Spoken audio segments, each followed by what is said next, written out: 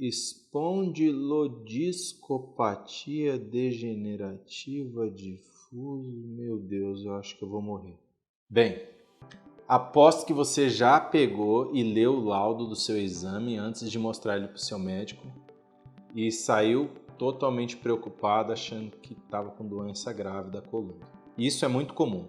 Quando nós pedimos exame de ressonância da coluna, às vezes a gente pega um exame que nem é tão alterado, porém o laudo vem com 2 páginas, o paciente lê aqueles termos difíceis e chega pálido de tanta preocupação com o que ele leu ali no laudo. Nesse vídeo a gente vai falar de alguns achados e explicar o que é isso, para você que gosta de ler o laudo antes mesmo do médico te explicar o que tem ali no laudo. Então fica no vídeo que a gente vai falar sobre isso.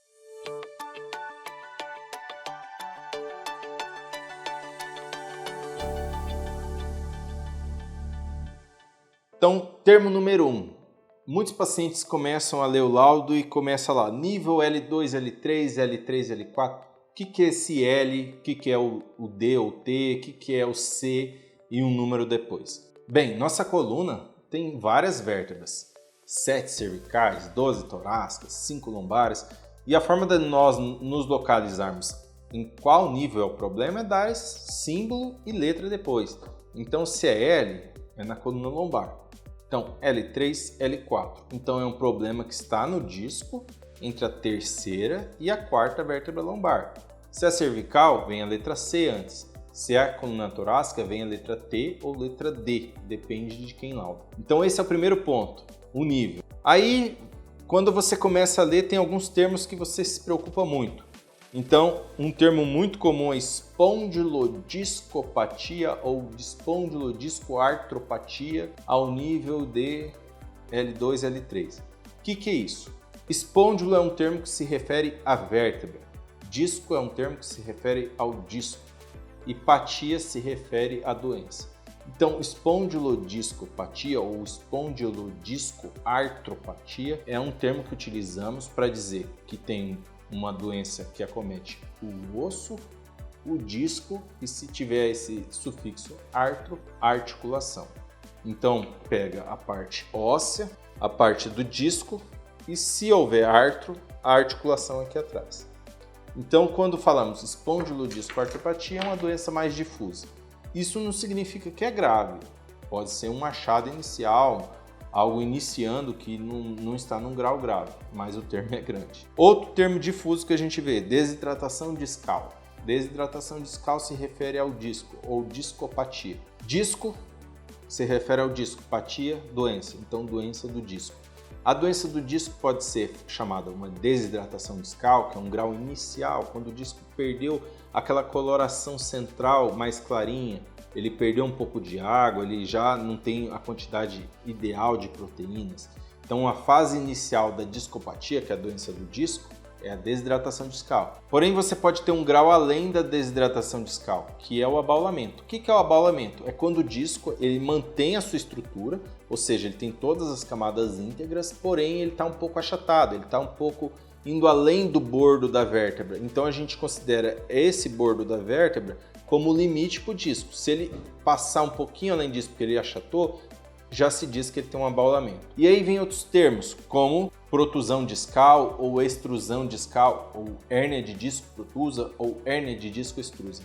A protusão discal se trata quando o abaulamento é um pouco mais intenso, às custas de ruptura de algumas camadas internas do disco. Então é o que nós vemos, esse disco está se deslocando para um determinado local através da ruptura das camadas internas. Aí já tem um abaulamento um pouquinho maior nessa região. A hérnia protusa ou a protusão discal geralmente pode já causar uma compressão sobre uma raiz nervosa, trazer uma dor irradiada. E temos o terceiro exemplo, que é a extrusão discal ou hérnia extrusa, que é quando o disco rompe todas as suas camadas e o conteúdo vaza em direção às raízes nervosas. Outro termo que provavelmente você vai ler aí no seu exame, neuroforame. O que é o neuroforame? O neuroforame é essa região onde sai a raiz nervosa, esse furinho aqui por onde sai a raiz nervosa. Então, quando há uma compressão ao nível do neuroforame, é porque a hérnia pega a raiz nervosa na sua saída aqui, na altura do forame, onde sai o nervo. Artrose da articulação interapofisada. O que é esse termo? É onde uma vértebra se articula com a outra. Nessa região, quando há um desgaste da cartilagem, há o que nós chamamos de artrose, ou seja, um desgaste com inflamação da cartilagem, há um processo de artrose. Então, na ressonância é possível ver já esse desgaste, por isso que eles laudam no exame.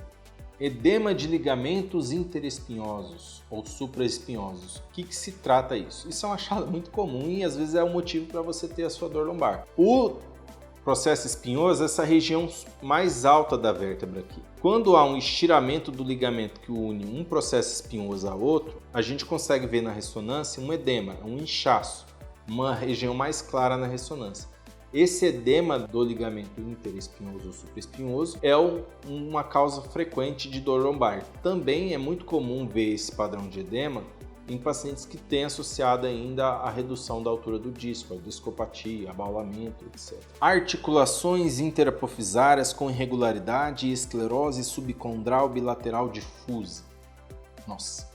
Esse termo é forte. O que é esclerose subcondral? Toda vez que falamos em esclerose, esclerose é um processo que está associado ao osso. O que é um osso com esclerose? O osso, quando ele sofre um atrito muito exagerado, ele tende a aumentar a sua densidade para tolerar aquele atrito. E na ressonância a gente vê como um aumento da quantidade de cálcio ali naquela região onde tem esse atrito. Então nada mais é, a esclerose é como se fosse um aumento da densidade óssea localizada na região do atrito. Então, esclerose subcondral é um aumento da região da densidade óssea na articulação, onde a articulação toca uma com a outra, o osso está mais rígido, mais duro. Isso é uma esclerose. Notamos pequenos nódulos de Smore na placa terminal superior do corpo DSI. O que é o nódulo de Smore? Nódulo de Smore é quando o disco intervertebral, por um excesso de pressão, ele tende a causar uma ruptura do platô ósseo, ou seja, o platô ósseo é essa parte mais basal da vértebra. Quando ele está com excesso de pressão, é como se ele rompesse esse platô e entrasse para dentro da vértebra. Então, o nódulo de Smore é quando a gente observa o disco dentro da vértebra. Muitos pacientes chegam para mim falando desse nódulo com medo de se tratar de um câncer, porque nódulo em exame é um termo muito comum para se referir a câncer, nódulos de mama, etc. Mas em coluna, nódulo de Smore é um achado que indica um aumento da pressão sobre o disco. Não necessita de cirurgia, é um achado benigno. Alteração de sinal das placas terminais de L4 e L5 com hipersinal em T1 e T2, indicativo de alterações reparativas do tipo MODIC.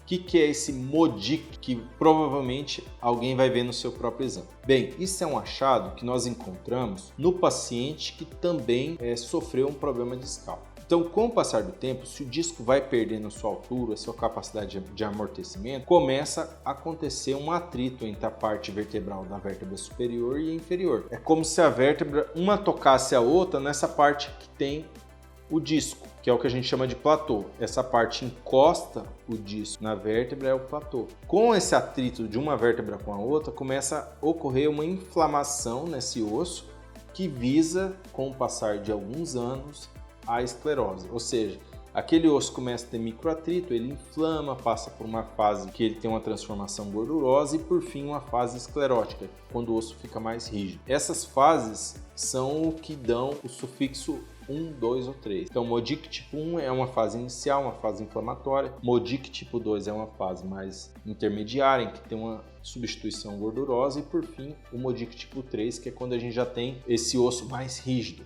mais esclerótico. Bem, laudo é um documento que um médico escreve para outro médico. Então, é normal você ter dúvidas em referência ao seu laudo do seu exame. Mas é por isso que na consulta eu sempre mostro o exame para o meu paciente e, às vezes, explico do que é do laudo, o que está ali no exame, para deixar tudo muito tranquilo, muito explicado. Mas se você tem mais alguma dúvida de algum termo que você leu no seu laudo e eu não expliquei aqui, deixa nos comentários, vai ser um prazer poder tentar explicar de uma forma escrita ou até mesmo fazer um novo vídeo, uma parte 2 desse vídeo, porque eu falei alguns termos frequentes aqui, mas tem muita coisa ainda que pode ser falada.